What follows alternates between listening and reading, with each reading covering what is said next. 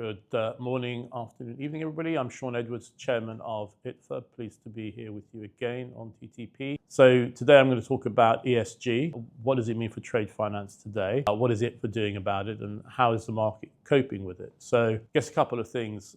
We've heard a lot about ESG being under pressure, being scaled back, being maybe cancelled, of course, because of the pressure from the United States, and people are confused at the moment. I mean, if you look at the EU, they have re-examined, the EU probably is the leading legislator for ESG rules.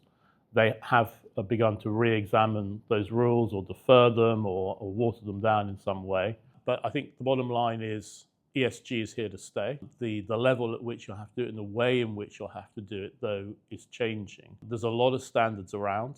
There's a sort of alphabet soup and a sort of jungle of different people providing either the law or providing guidance as to how to meet your responsibilities. So with what's happened in the US, there's obviously a lot of confusion. So what are we in it for trying to do about this? We will be launching at our conference in Singapore in September. We'll be launching what we call the SROI model. So the SROI means social return on investment. It's a model that we've created with Dr. Rebecca Harding. The idea is to try and create and provide to our members a relatively simple, straightforward and sort of cost-effective way of calculating essentially what your ESG imprint is.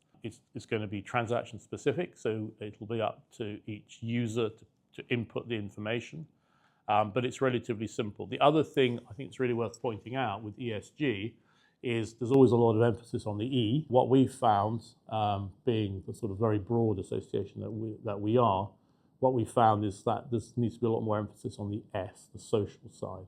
And that can be difficult in certain transactions. So, a transaction that brings or a deal or a project or a trading flow that brings a lot of benefits in terms of jobs, for example, can be in the short term polluting. And so we have to balance all of that. Now, what our emerging market members, especially in Africa, have told us is that that S part of the equation is undervalued and ignored. And it's much harder to evaluate that.